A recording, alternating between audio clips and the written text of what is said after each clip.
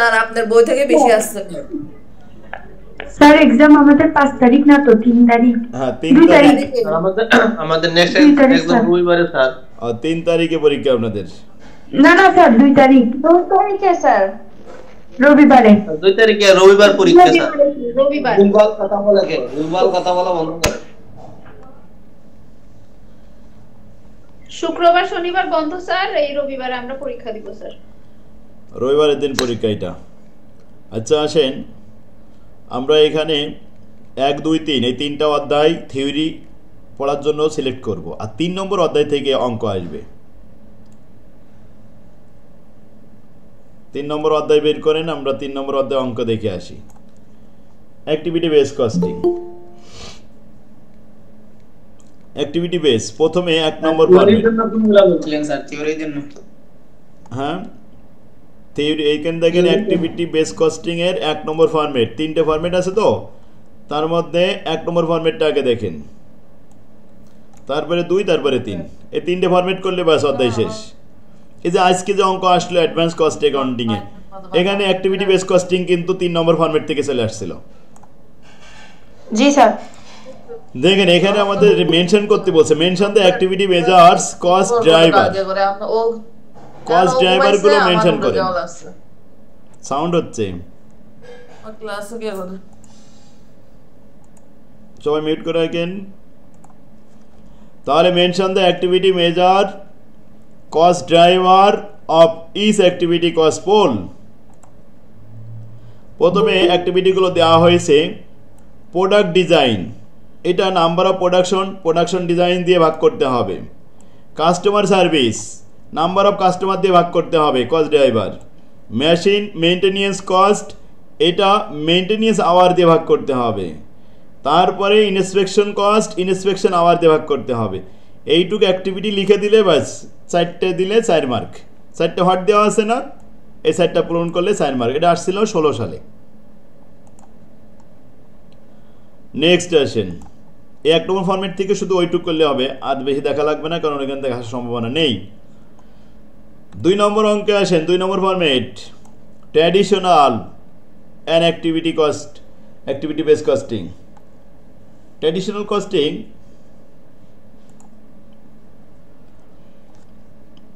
দেখেন এখানে ইনফরমেশন দেওয়া হয়েছে 2 নম্বর 1 নম্বর প্রবলেম যে ইউনিট প্রডিউস 50,000 এবং 20,000 ইউনিট এ প্রোডাক্ট এবং বি প্রোডাক্ট লেবার আওয়ার আপনার 30,000 ঘন্টা লাগে আর 40,000 ঘন্টা লাগে 20,000 ইউনিট উৎপাদন করতে 40,000 ঘন্টা সময় লাগে আর এ প্রোডাক্ট 50,000 ইউনিট উৎপাদন করতে 30,000 সময় লাগে 30,000 ঘন্টা তাহলে তুলনামূলক কিন্তু বি প্রোডাক্টের কস্ট বেশি পড়বে ইউনিট প্রতি ব্যয় কারণ এখানে অ্যাক্টিভিটি বেশি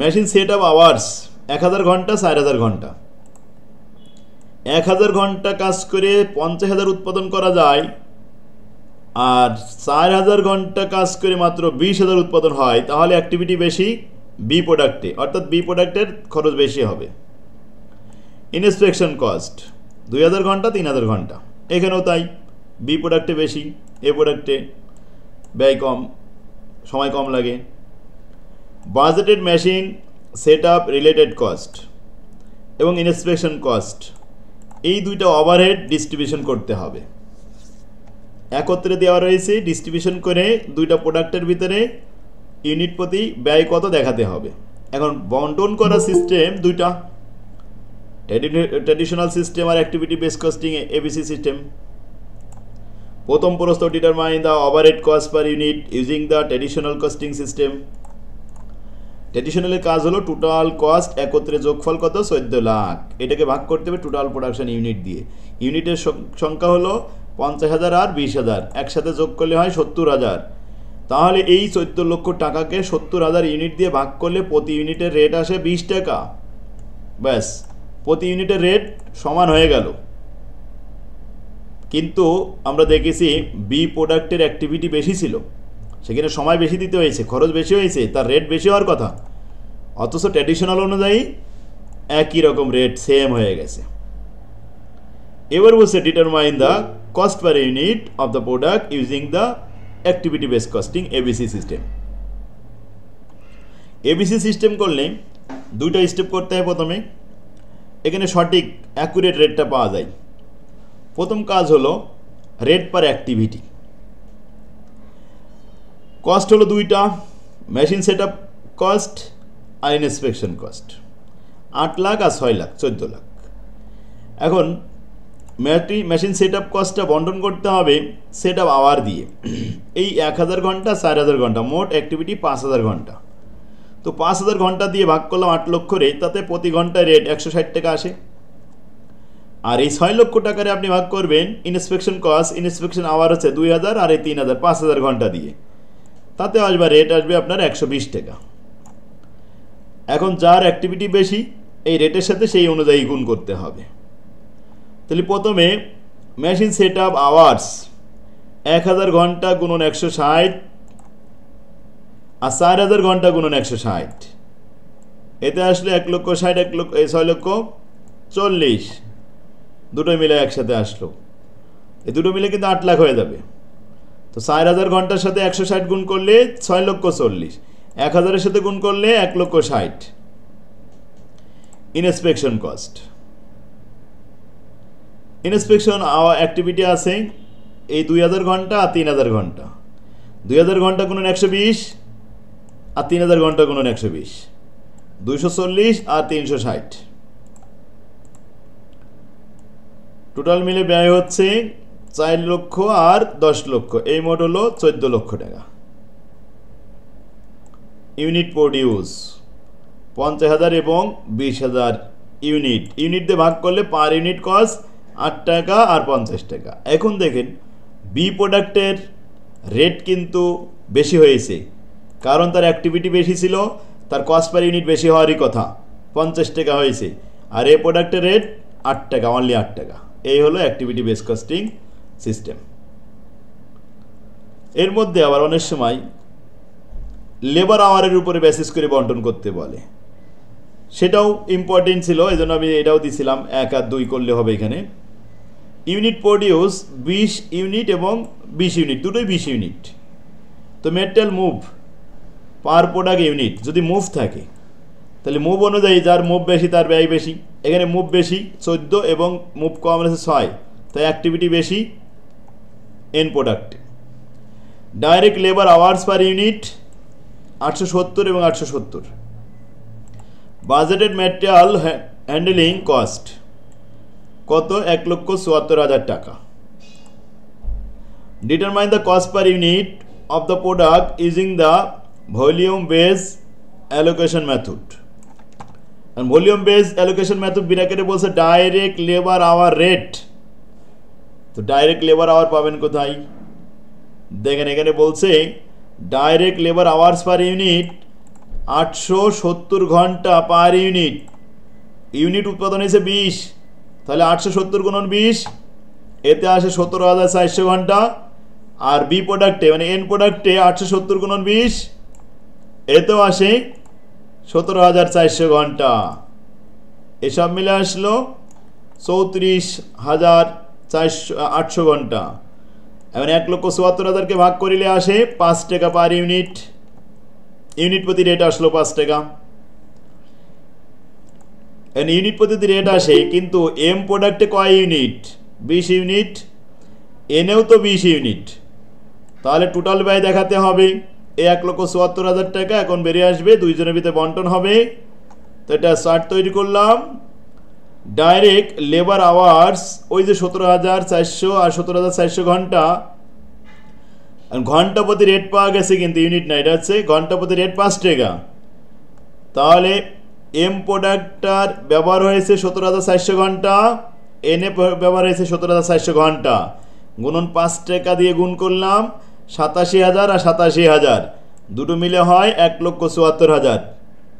এখন এই 87,000-কে ভাগ করব আমরা ইউনিট দিয়ে। কত ইউনিট? 20 ইউনিট আর 20 ইউনিট, তাহলে রেট আসবে 4320 টাকা, 4320 টাকা।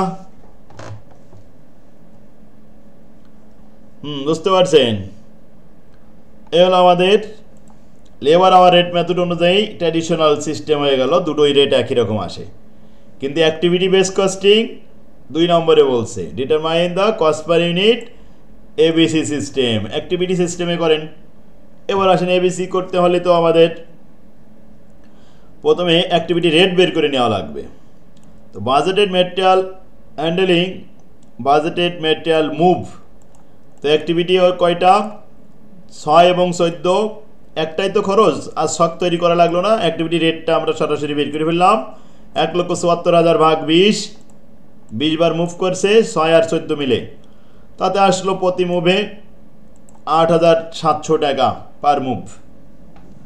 সুতরাং টোটাল মুভ আছে 6 এবং 14 আলাদা করলাম, এর সাথে রেট গুণ করব। 8,700 গুণন 6, এতে 52,200 টাকা। 8,700 গুণন 14, এতে আসে 1,21,800 টাকা। ইউনিট 20 ইউনিট দিয়ে ভাগ করিলাম, রেট পাইলাম 2610, 6,090 টাকা। এই তো, তাহলে এনের বলুন। স্যার এখানে যে বাজেটেড ম্যাটেরিয়াল মুভ দিয়ে করলাম কেন? দেখেন এখানে অ্যাক্টিভিটি বেস কস্টিং করতে হলে অ্যাক্টিভিটি তো থাকা লাগবে। এখানে অ্যাক্টিভিটি কি আছে? এখানে তো কোনো জায়গায় machine hour, set up cost, set up hour সেসব দেওয়া নেই, দেওয়া আছে শুধু মুভ। এই মুভটাই তার অ্যাক্টিভিটি। এখন এনে আমাদের মুভ বেশি ছিল, এই জন্য ব্যয় বেশি হয়েছে, আর এম এ মুভ কম ছিল, এই জন্য কম হয়েছে। তাহলে ম্যাটেরিয়ালটা মুভ অনুযায়ী বন্টন করে দিলাম।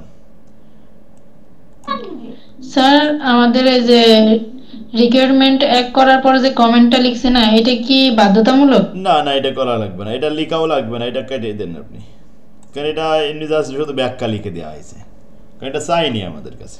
আচ্ছা। XYZ প্রডিউস দ্য, এখানে 3 নম্বর আসেন, 17 সালে আসছিল। 17 নম্বরে যে অঙ্কটা আসছে এর অ্যাক্টিভিটিগুলো দেওয়া রয়েছে।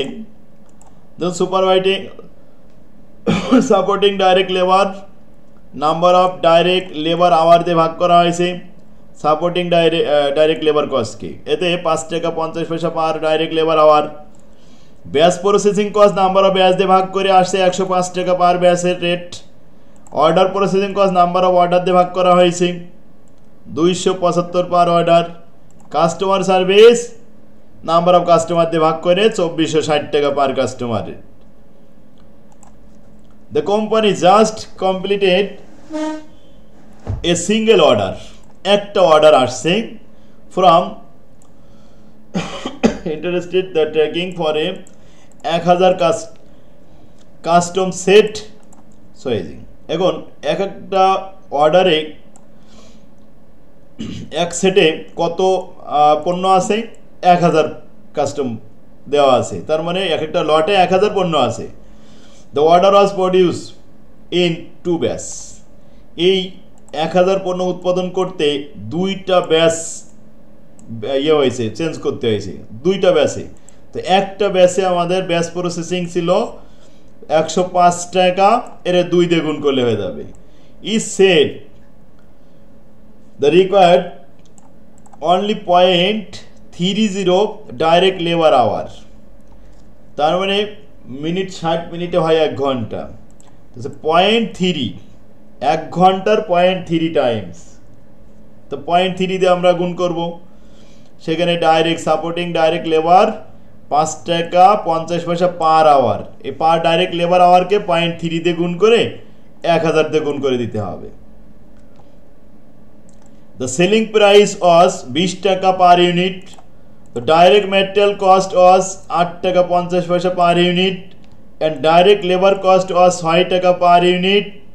There was the tracking only order during the year. Prepare a report showing the customer margin. এখন এটা কাস্টমার মার্জিন দেখাও, কত টাকা একজন কাস্টমারের কত টাকা লাভ হয়েছে, কাস্টমার মার্জিন দেখাতে হবে। প্রথমে লিখলাম 20 টাকা করে সেল প্রাইস, একটা অর্ডারে 1000 পণ্য লট, তাহলে প্রতি পণ্যের দাম 20 টাকা, এরকম 20,000 টাকা। লেস কস্টগুলো বাদ দিলাম। ডাইরেক্ট ম্যাটেরিয়াল, তো ডাইরেক্ট ম্যাটেরিয়াল ডাইরেক্ট এখানে বললো ফার্স্ট 8 টাকা 50 পয়সা গুণন 1000, তো 8500 টাকা। ডাইরেক্ট লেবার 6 টাকা, 6 টাকা গুণন 1000, তাহলে 6000 টাকা। এই 2 টাকা হলো আমাদের প্রাইম কস্টের উপাদান, নিচেই ছিল এগুলো। এবার উপরে ছিল প্রথম বল সাপোর্টিং ডাইরেক্ট লেবার 5 টাকা 50 পয়সা এক একটা পণ্যের জন্য 0.3 এরকম 1000 পণ্য, তাহলে 5 টাকা 50 পয়সা গুণন 0.3 ইন্টু 1000 কত টাকা আসলো? 1650 টাকা। এরপরে আসে অর্ডার প্রসেসিং কস্ট 275 টাকা একটা অর্ডারে ব্যয় হয়, 275 টাকায় লিখলাম।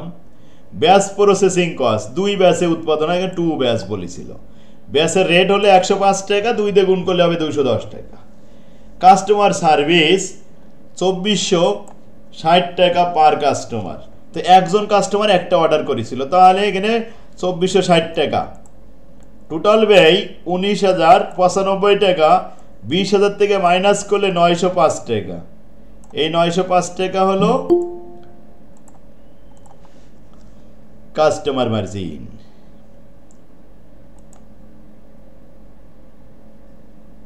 সবাই বুঝতে পারছেন? অঙ্কটা কিন্তু ইম্পর্টেন্ট ছিল, 17 সালে আসছিল। 4 মার্কের এরকম অঙ্ক দিলে পারবেন না এখন? জি স্যার, ইনশাআল্লাহ পারা যাবে, ইনশাআল্লাহ। যদি আল্লাহ চায় তাহলে আপনারা পারবেন এগুলো, নাকি? জি স্যার।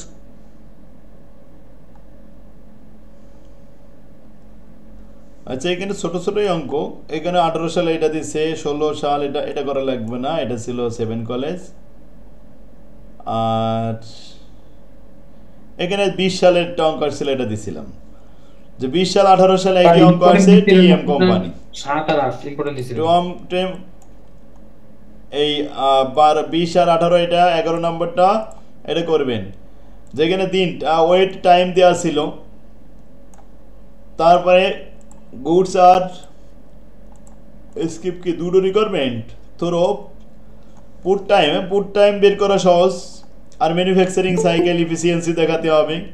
তাহলে পুট টাইম যেগুলো দেওয়া আছে এইগুলো আমাদের পুট টাইম। তাহলে ওয়েট টাইম দেওয়া আছে 12 ঘন্টা, 12 দিন, 3 দিন, 4 দিন, 5 দিন, এগুলো সব মিলে পুট টাইম আর একসাথে হলো 27 দিন। আর এফিসিয়েন্সি ওই 27 দিন দিয়ে 12 দিনটা ভাগ করে একসাথে গুণ করলে এই পার্সেন্টেজ চলে আসে। 19 সালে আসছিল একটা নাইলন আর লেদার, এটাই শেষ।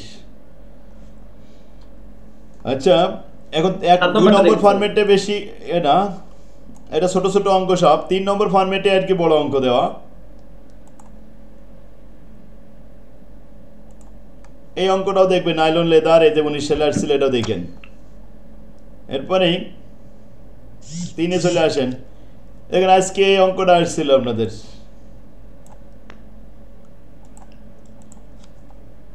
Parker company produce the mathematical and financial calculator, fully cost capacity এখানে দেওয়া হলো। Data related to the 2 product R presented below. কেউ মনে জয়েন করতে চাচ্ছে নাকি?